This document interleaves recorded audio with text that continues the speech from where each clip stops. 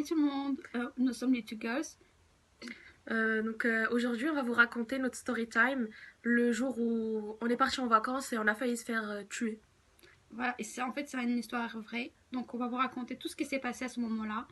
Et donc on va revenir 6 ans en arrière. Donc l'histoire, en fait, c'était, on est parti en vacances et donc moi et ma cousine, on a décidé de sortir l'après-midi parce que nos parents ils nous avaient demandé d'aller faire des courses. Et donc voilà, à l'épicerie.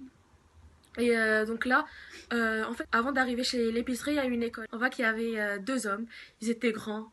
Ils avaient un sac à dos et genre ils nous regardaient. Au début, ils nous ont pas calculé, mais après ils commençaient à faire des petits signes genre ouais venez, venez, venez. Et en fait à ce moment-là, en fait ils avaient un peluche avec eux.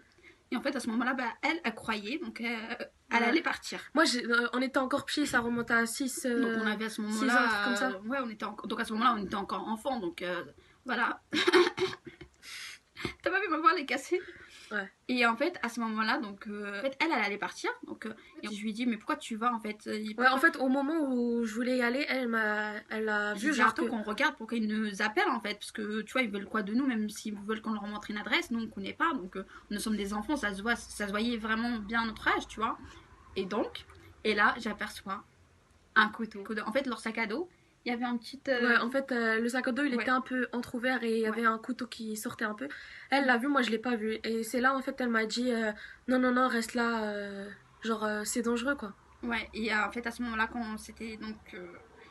quand on a vu ça, donc on a, on a commencé à courir. Voilà. Et donc je lui ai dit ne regarde pas derrière toi, donc on a eu très très peur. Donc ouais, je dis même et aussi genre c'était vers...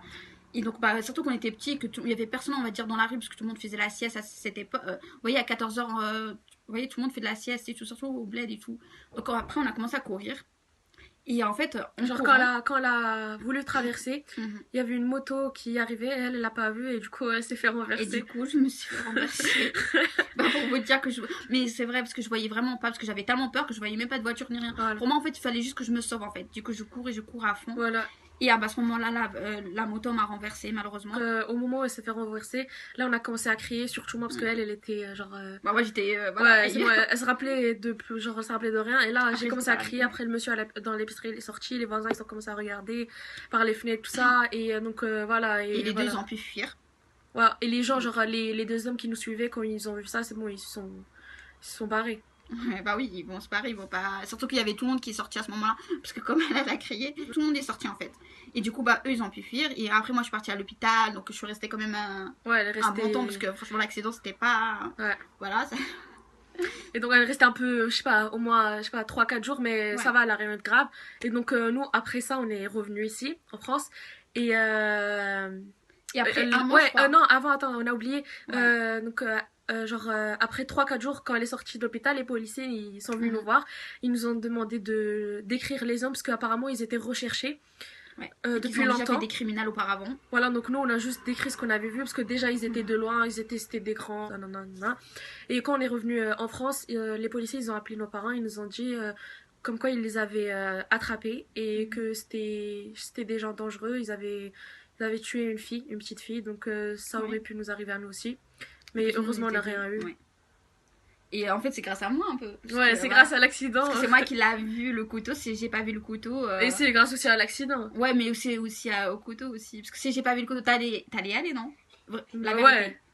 Moi, moi j'étais petite, j'ai vu la peluche, je voulais y aller. En fait, en général, je fais attention avec qui je parle. En fait, je vois tout, en fait, j'observe. Donc voilà, elle, non. Voilà. Elle, voilà. On est petits. Moi, je suis trop. Même si j'étais petite à cette époque. Voilà, je partais pas voir n'importe qui sans savoir qui veut, tu vois. Donc, j'analyse avant de voir la personne qui T'analyses. Voilà. En tout cas, si ça vous plaît, notre vidéo, n'oubliez pas de liker. Donc, si l'histoire vous a plu, petite histoire, elle est pas très longue, mais voilà, si elle vous a plu, n'hésitez pas de liker, commenter si c'est bien ou si c'est pas bien.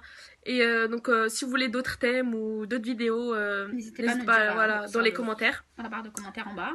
Et voilà, donc à la prochaine vidéo. À la prochaine vidéo. Bisous.